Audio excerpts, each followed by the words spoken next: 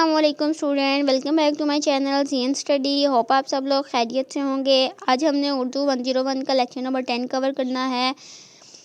ہم لوگ short questions MCQs کور کر رہے ہیں چیپٹرز میں، اور چیپٹر کو بہت ایزی بنا رہی ہوں، کچھ ایکسٹرا چیزیں نہیں بتا رہی، جسٹ پیپر کے پوائنٹ آف ویو سے امپورٹنٹ چیزیں بتا رہی ہوں۔ تو اگر آپ لوگوں کو اچھی لگیں تو ویڈیو کو لائک کریں اور چینل کو سبسکرائب کریں، کیونکہ مڈ ٹرم سٹارٹ ہونے والے ہیں، تو میں مڈ ٹرم کی فائلز یا کرنٹ پیپر یا جو بھی آپ کے پیپرز آ رہے ہوں گے وہ میں ساتھ ساتھ اپلوڈ کرتی جاؤں گی۔ ہم علامہ اقبال کی شاعری کے بارے میں پڑھے تھے۔ علامہ اقبال نے کی ایک غزل ہے بال جبریل، ٹھیک ہے، انہوں نے لکھی تھی، تو اس کی طرف بڑھیں گے، اس میں بات کریں گے۔ اس میں ایک امپورٹنٹ کوشچن ہمارے پاس ہے، تخلیقیت کیا ہے؟ کسی شے کو بنا دینا یا کچھ پیش کر دینا جو ہے وہ ہے تخلیقیت، یہ ایک امپورٹنٹ کوشچن ہے۔ اب ایک اقبال کی نظم ہے آرزو۔ میں نے آپ کو پہلے ہی بتایا ہے کہ جو بھی اس میں شعر ہیں آپ کے چیپٹرز میں، وہ آپ لوگوں نے یاد رکھنی ہے کس پوائنٹ آف ویو سے کہ یہ شعر کس کا ہے۔ دوسری بات آپ نے یاد رکھنی ہے یہ غزل ہے یا نظم ہے۔ تیسری بات آپ نے یاد رکھنی ہے کہ اس کے الفاظ معنی یاد رکھنی ہے، اور چوتھی نمبر پہ آپ نے اس کی جو مفہوم ہے یا تشریح ہے وہ یاد رکھنی ہے۔ جسٹ آپ کا پیپر اس میں سے کور ہوگا، اور آپ نے اس کے علاوہ کوئی چیز کور نہیں کرنی۔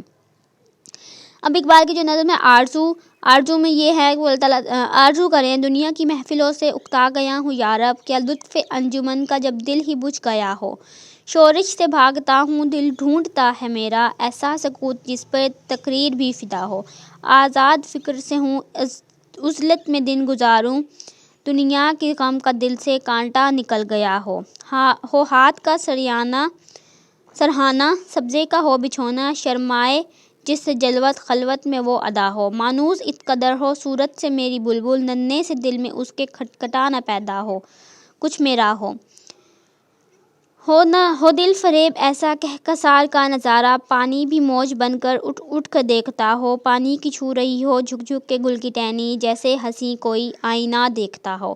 اب اس جو غزل ہے یہ نظم ہے آرزو، اس میں آپ کو سب کچھ آپ کو سمجھ آ رہا ہے کہ وہ کیا بات کر رہے ہیں، ٹھیک ہے۔ اب وہ مہندی لگائے سورج جب شام کی دلہن کو، سرخی لیے سنہری ہر پھول کی قبا کو۔ اب یہ مطلب ایک منظر بیان کر رہے ہیں، اب واقعی بات نہیں ہے کہ وہ دلہن کی بات کر رہے ہیں۔ راتوں کو چلنے والے رہ جائیں تھک کے جس دم امیدان کا میرا ٹوٹا ہوا دیا ہو، بجلی چمک کے ان کی کٹیا میری دکھا دے جب آسماں پہ ہر سو بادل گھرا ہوا ہو، پچھلے پہر کے کوئل وہ صبح کی موزین، ہم نوا کا میں اس کا ہم نوا ہوں، وہ میری ہم نوا ہو، کانوں پہ نہ ہو میرے دیرو حرم کا احساں، روزن ہی جھونپڑی کا مجھ کو سحر نما ہو، پھولوں کو آئے جس دم شبنم وضو کرانے، رونا میرا وضو ہو نالہ میری دعا ہو، اس خاموشی میں جائیں اتنے بلند نالے، تاروں کے قافلوں کو میری صدات راہو، ہر درد مند دل کو رونا میرا رلا دے، بے ہوش جو پڑے ہوں وہ شاید انہیں جگا دے۔ اب یہ کوئی آرزو کر رہے ہیں کہ میری یہ آرزو ہے کہ کیا کیا ہو، وہ ساری آرزو بیان کی ہے بانگ درا میں، اور اس نظم کا نام ہے آرزو۔ اب اس میں وہ کیا کہہ رہے ہیں، نہایت آسان الفاظ میں آپ کو ایک منظر کشی بتا رہے ہیں، اور آپ کو بتا رہے ہیں کہ وہ کیا کیا چاہتے ہیں کہ کیا کیا ہو، تو وہ سب کچھ وہ بیان کر رہے ہیں اس نظم میں۔